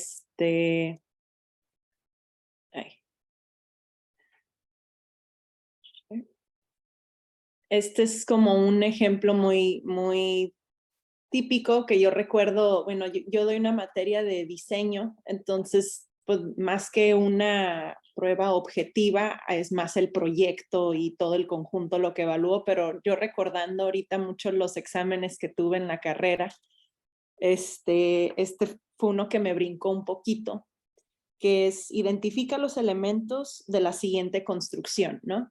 Entonces, me acuerdo que nos ponían esto de identificar, ¿no? ¿Cuál es una losa? ¿Qué es una viga? Que te ayuda a identificar como los términos para que uno, pues al inicio sepa cuál es la diferencia, por ejemplo, de trave, de viga. Pero ahí es donde también yo cuestiono, por ejemplo, unos es, yéndonos a tecnicismos, como cuál es la diferencia entre columna y trave, o columna y castillo, o losa entre piso y losa de cimentación, ¿no? Entonces, yo recuerdo que sí es para entender, puede estar confuso, pero es para entender que sí es importante saber los tecnicismos o las palabras correctas, ¿no? Porque eso ya te puede afectar en toda la construcción o en hablarlo con otro especialista. Pero pues ya también recuerdo otras pruebas donde pues podía ser castillo o podía ser columna porque no había una claridad, hay veces del dibujo o de que para el maestro sí podía ser de carga, pero también podía ser divisorio. Entonces como que siempre ese conflicto me hizo mucho ruido en la parte de qué tan objetivos estamos siendo en la prueba o si estamos nada más causando una confusión que realmente pues para el maestro o para otro maestro incluso pudieran ser respuestas completamente distintas. Ok, y entonces, ¿cómo quedó tu reactivo? Es identifica los elementos de la siguiente construcción y ya como, no encontré el ejemplo que quería, pero era queriendo definir que supieran identificar que esto es una losa de entrepiso, a que si abajo fuera una losa de cimentación y, por ejemplo, la diferencia entre una columna, así fuera un castillo, entonces sí es más saber los tecnicismos de. Pues yo creo que con esta sola imagen podríamos hacer 2 reactivos, ¿no? Porque sí puede identificar los elementos en la imagen, pero también puede identificar los términos con su definición. Ajá, esa también era una pregunta, como o sea, si se pudieran plantear como estas 2 opciones y se evaluarían 2 cosas o se evaluaría un solo elemento. Puedes hacer, esto es un multireactivo. Multireactivo. Entonces, en un multireactivo yo planteo la base, que es una base más compleja. Aquí podrías poner, por ejemplo, si esta fuera la construcción y le pone las dimensiones, pues pueden calcular incluso la cantidad de material. Ok, y ya sería otro. Ya pueden calcular el costo de los materiales. Con una sola base, este dibujito, y abajo ya vamos poniendo las diferentes preguntas. Entonces, esa es como la forma más eficiente. La verdad es muy difícil hacer multireactivos y cuando menos en Ceneval ya no se hacen porque no pasaban todas las pruebas de validación estadística. Entonces, en Ceneval, por ejemplo, el elaborador hace el reactivo, luego pasa una mesa de validación, luego pasa una mesa técnica, luego pasa a la prueba y esa es la prueba estadística. Y ahí es donde realmente ya después de estos 5 momentos se decide si un reactivo se incorpora a la prueba o se descarta. Entonces, en un multireactivo, si tenía 5 preguntas sobre el mismo caso, a veces solo quedaba una después de la prueba estadística. Entonces, no tenía ningún caso, era mucha inversión y mucho tiempo, ¿no? Pero en las pruebas de aula yo creo que sería mucho mejor y una evaluación más integrada, que es un poco lo que decía Carlos, o sea, plantearles una situación problema y en esa situación problema deben de resolver diferentes puntos progresivamente. Y creo que este ejemplo que nos pones está muy bien, porque si tú redactas el problemita, pues con solo esto podrías hacer todo el examen de la unidad o del tema. Ok, Sería gracias. mucho más, pues más efectivo, más visual, más atractivo, más vinculado con la realidad. Muy bien, Andrea. Muchas gracias. Gracias. Antonia. Buenos días a todos. La base sería, ¿cómo se define la cantidad de movimiento de una partícula? Es una pregunta de física. ¿Cómo se define la cantidad de movimiento de una partícula? La respuesta correcta viene de una fórmula que es literalmente el producto de su velocidad por su masa. Esa sería la correcta. Los distractores, no sé si se llaman distractores, pero... ¿Sí es correcto? La diferencia de su posición inicial y final, que es otro concepto que se llama desplazamiento en física, pero eso no es. El producto de su velocidad por un intervalo de tiempo, que ese es literalmente distancia. Y la última distractor es la distancia recorrida por una partícula al caer. Entonces, pues literalmente no sé si estoy cumpliendo con esto de bueno, yo creo que sí, una respuesta correcta y 3 distractores. Una pregunta, los 3 Una distractores. respuesta correcta y 3 distractores. Los distractores son del mismo campo del mismo campo. Sí. Sí, son del mismo caso. Literalmente son de un parcial de la Ibero. Ok, muy bien. Pues yo creo que está bien. Ahora, ¿qué pasaría si eso que tú les estás preguntando lo asociaras a un problema? En lugar de poner solo la pregunta, ¿eso se puede establecer en un problema o una situación real o realista donde tuvieran que hacer ese cálculo o aplicar esa fórmula?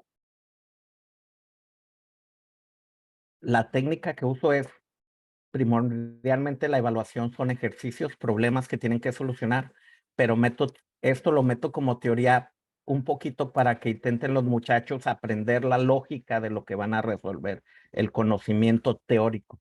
Entonces, de repente pongo 2 preguntitas. Yo vengo de la época oscura donde la evaluación era el 100%. Entonces, de repente reconozco que tengo que abrirle las puertas a los muchachos con más herramientas para ellos para poder demostrar conocimientos. Principalmente trabajo con los problemas que tienen que resolver, pero esta es un poquito la teoría que pongo. Muy bien, pues yo creo que está perfectamente elaborado. Es una pregunta de cuestionamiento directo o con una opción correcta y 3 distractores plausibles. Muy bien. Muchas gracias. ¿Alguien más? Había otra mano alzada, pero ya no vi. Yo no sé si la diseñé bien, pero Venga, lo y luego voy a... échale. Va. Dice así, piensa en una marca de chocolate de tu preferencia y menciona cada uno de los elementos de la mezcla de marketing. Entonces, ahí el chico a lo mejor pone el precio, 45 pesos, la plaza, la cafetería de la escuela, el producto, el chocolate Hershey's y la promoción, video en redes sociales. Pero esa no es una pregunta objetiva, es una pregunta de desarrollo. ¿Ok? Es un poco la situación que plantea Carlos, ¿no? De ponerles algo que deben resolver, pero que no nos permite tener una sola respuesta correcta. Entonces, esas preguntas tendrían otro propósito. ¿Cómo podemos convertir esto? ¿Qué es lo que tú les quieres preguntar? Me interesa saber con esa pregunta que identifiquen la mezcla promocional. O sea, que la mencionen. Entonces, tal vez puedes tomar, por ejemplo, un anuncio o una campaña y a partir de esa campaña o de ese caso que tú plantees, que ellos puedan identificar cuál es cada uno de los elementos de la mezcla promocional, ¿no? Gracias. Adelante, ¿alguien más? A mí me surge una duda en función de la pregunta que acaba de comentar Alex. Ejemplo, se podría hacer, tomando el mismo ejemplo del comercial de Hershey, de decir, identifique o cuáles son los elementos publicitarios de acuerdo de la mezcla promocional presentes en este anuncio, o algo así, o sea, colocarlo, partir de la misma pregunta, pero colocando algo así como, identifique cómo se ven los elementos de la mezcla publicitaria en este anuncio, colocando las opciones. ¿Sí sería una buena idea? Esa puede ser una idea, pero buscar la situación, porque en el anuncio no puedes ver todos los elementos de la mezcla promocional. Por eso tiene que plantear un problema o un caso. En el puro anuncio, pues puedes ver ciertos elementos de la mezcla, pero no todos. Entonces, debe de plantear un problema más amplio. Ok, muy bien. ¿Y alguien más? ¿Antonio? Yo nada más quería hacer un comentario que está surgiendo de aquí, de esto que estamos viendo. Me agradó mucho el diagrama que puso la compañera. Y ahorita con este video que comenta el maestro José, creo que tenemos las herramientas. Yo tengo las herramientas para poner una imagen, un video, un mensaje audiovisual y de ahí sacar reactivos. Entonces, pues ya, valió la pena el sábado. Estamos mejorándolo. Gracias, maestra. Pues sí, ya, y sobre todo con las herramientas que hoy trabajamos, pues se puede hacer de muchas maneras el examen, ¿no? De muchas maneras. Muy bien. ¿Alguien más quiere compartirlo? Yo tengo una duda, por ejemplo, de como los exámenes orales, porque no sé, también yo me acuerdo mucho de estudiante que, la prueba objetiva me causaba un estrés increíble y a pesar de que lo sabía todos los elementos, muchas veces yo decía, es que preferiría una prueba oral, o sea, que yo les dijera las cosas a una prueba objetiva. No sé cómo explicarlo, ¿no? Y yo notaba entre compañeros, ¿no? De que hay veces que se me da mejor el expresarlo o definirlo de esa manera que una prueba objetiva, pero no sé cuál es su opinión en base a las pruebas orales, que, o sea, no serían objetivas o sí, o cómo se están manejando hoy en día, porque también veo que algo que he estado batallando mucho con los chicos ahorita es su manera de expresarse. Ahora los veo más tímidos a la hora de presentar, o los veo más inseguros incluso en ese aspecto, y siento como todo lo contrario a lo mejor cuando a mí me tocó ser estudiante. Pues las pruebas orales todavía yo creo que son útiles en ciertas disciplinas o en ciertos momentos, ¿no?, de las asignaturas. Yo creo que ahí lo importante nuevamente es que tengamos claro qué queremos evaluar. Tener preparadas las preguntas previamente. Depende, por ejemplo, ¿qué te digo? Volviendo al ejemplo del Ceneval, los que se titulan por desarrollo, solución de caso, tienen que sustentarlo para que se verifique que ellos hicieron el caso, ¿no? Y se les hace preguntas sobre que deberían de tener dominadas porque ya hicieron el examen previamente. Y se les pregunta sobre cómo construyeron la solución al caso.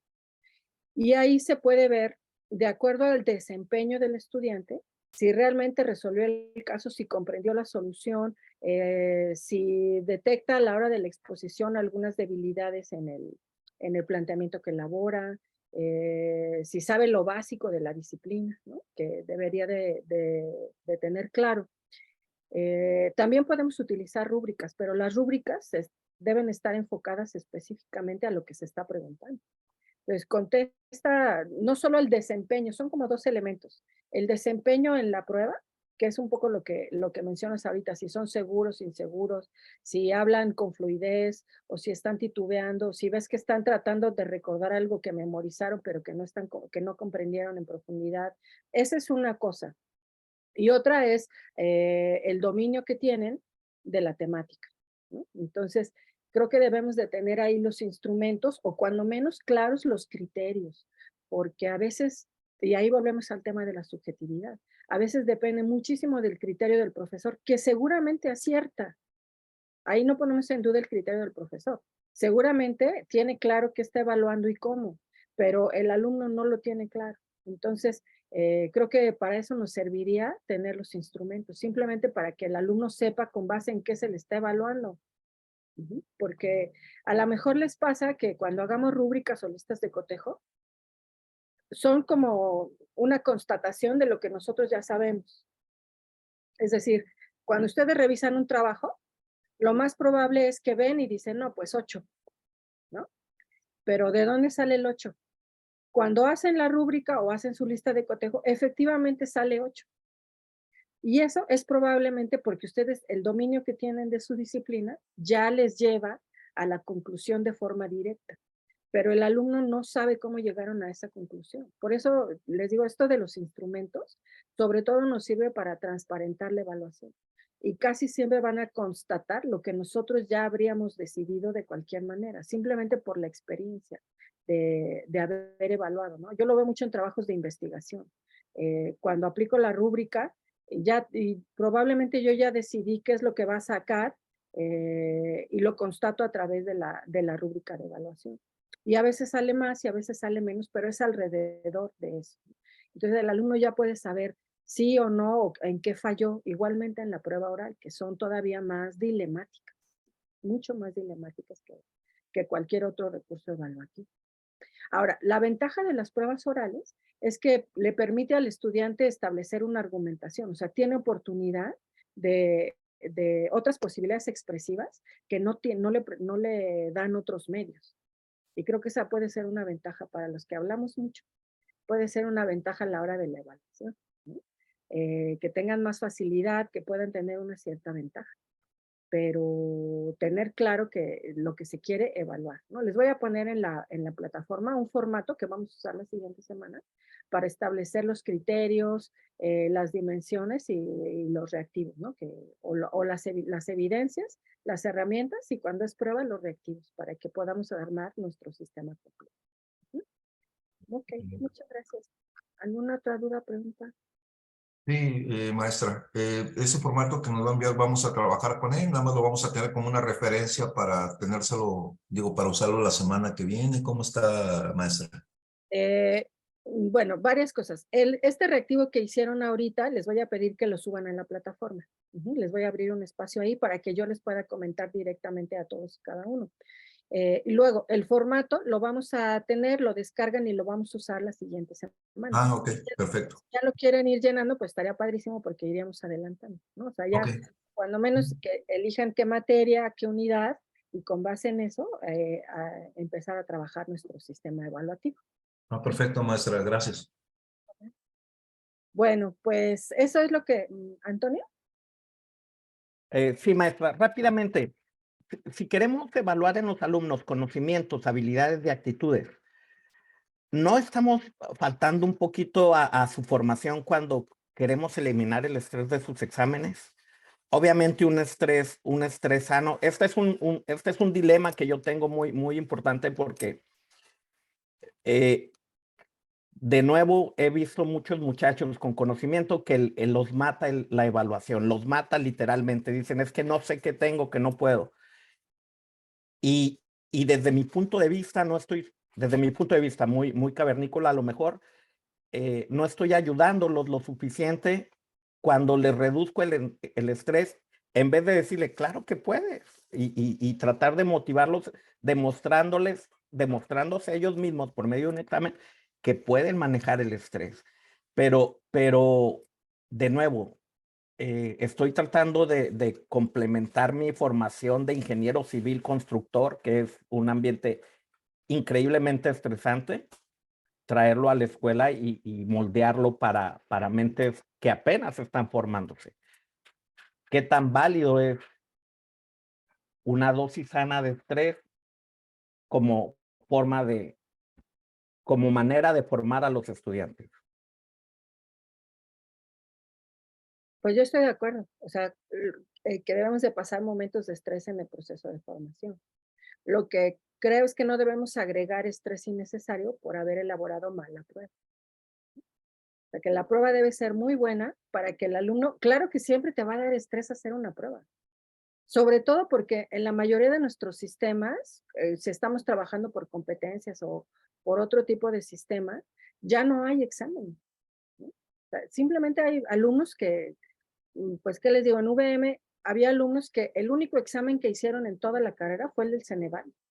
Entonces, cuando detectamos eso, cambiamos muchísimas cosas porque no era posible y los alumnos se desmayaban, ya saben, vómito, todo lo que pasa con cantidad excesiva de estrés el día del examen, simplemente porque no estaban habituados.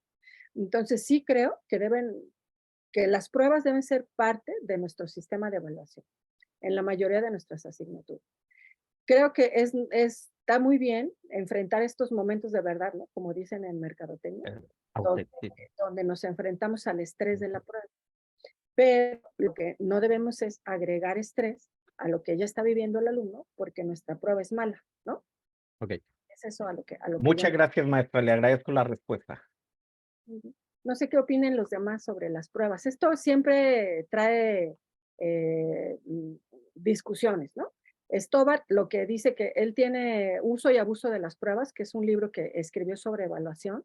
Dice, pues sí hay que hacer pruebas, pero no hay que apostarle todo a la prueba. Ni pensar que la prueba va a darnos toda la evaluación del alumno, lo que decía Antonio, conocimientos, habilidades, actitudes.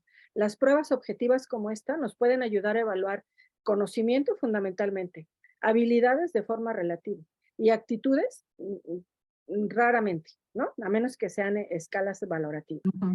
Entonces, son en ejecuciones complejas donde vamos a ver todo puesto en acción al mismo tiempo. Fíjate que yo pensaba ahorita que comentabas que pues obviamente este tipo de pruebas van a las cuestiones conceptuales, o sea, sí es importante que los alumnos tengan, y lo decía uno de los maestros ahorita que presentaban conceptos, porque sí deben de poder diferenciar entre conceptos, o sea, la parte, como que le tenemos mucho miedo ahora a hablar de memorización, pero hay cuestiones que sí tenemos que tener clara, toda esta parte del conocimiento factual, o sea, lo que es un hecho y que así es. Yo creo que sí lo tienen que tener los alumnos claros y hay que evaluar. Yo creo que este tipo de exámenes es como la manera más fácil de evaluar ese tipo de contenido, pues. Sí. Entonces, ajá. Luego lo que tenemos que ver es que usen ese conocimiento para usarlo en la práctica. Ajá, que la aplicación, ¿no? Es así, o sea, porque tenemos diferentes niveles. Primero yo quiero que comprenda los conceptos y pueda diferenciarlos, pero luego si yo lo que quiero es que, como decía la maestra ahorita de diseño de arquitectura, ahora yo quiero que eso lo apliquen, ya pudieron diferenciar dónde están, en una construcción o en un, bueno, ahora ¿cómo lo vas a aplicar? Y a lo mejor ahí ella va a tener que usar otro tipo de instrumento para ver si están haciéndolo bien, ¿no?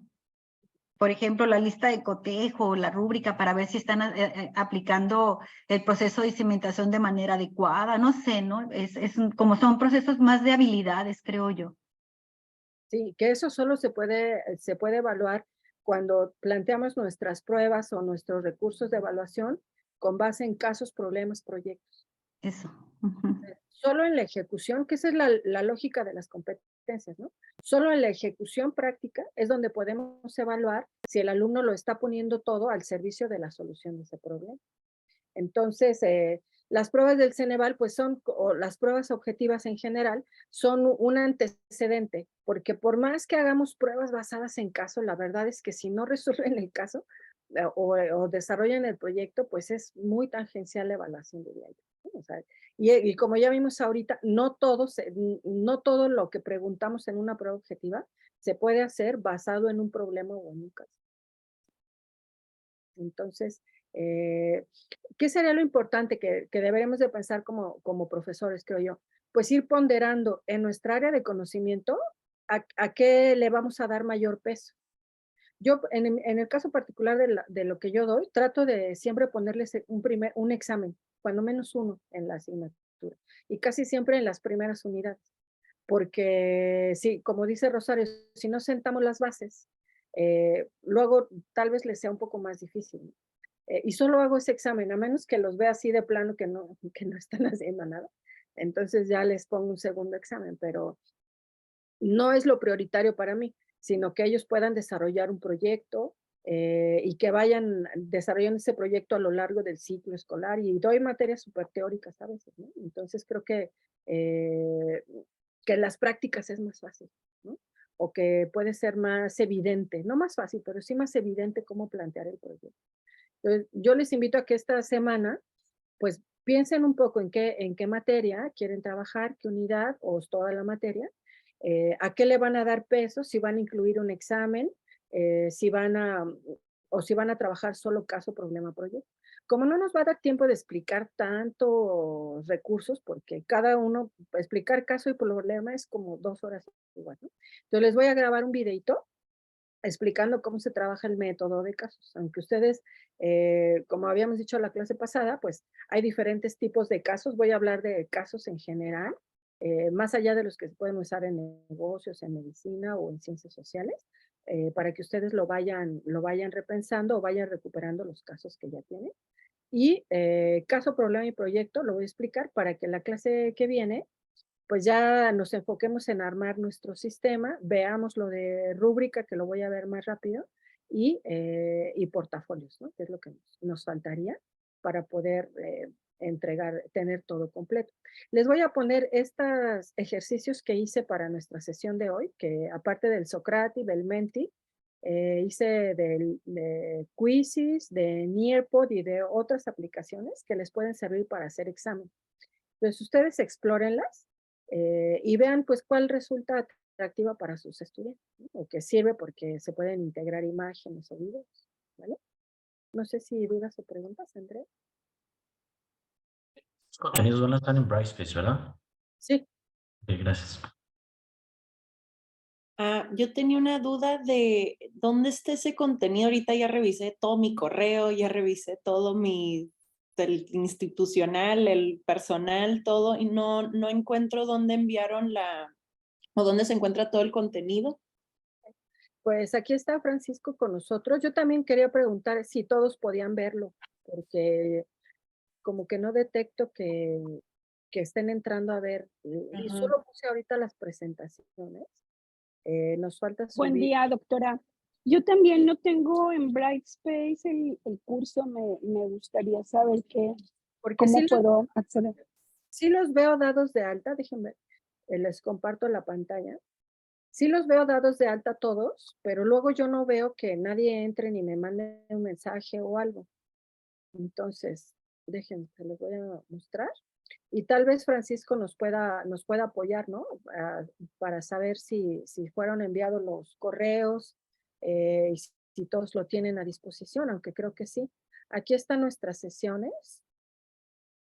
Ahorita voy a subir la 3 y a poner Sí. ya. Maestra, Ajá.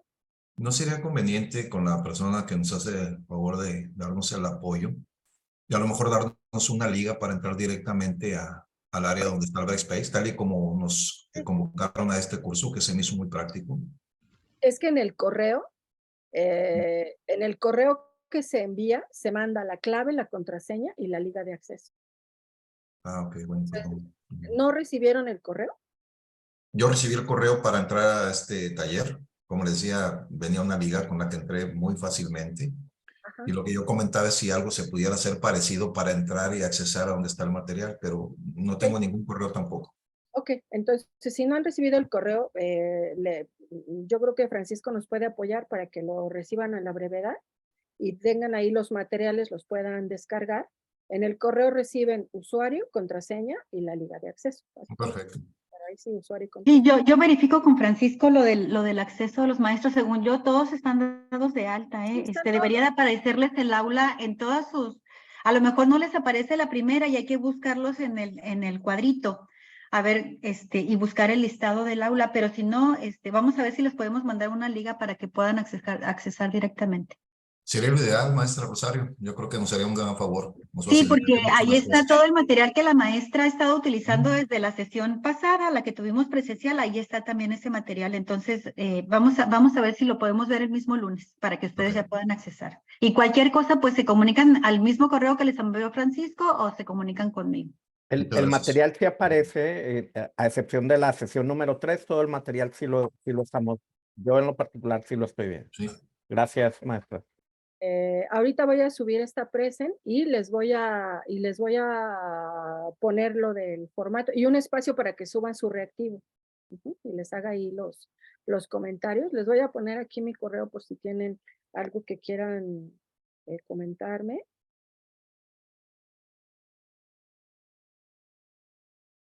Y pues yo quería ver hoy rúbrica y reactivo, pero pues no nos dio tiempo.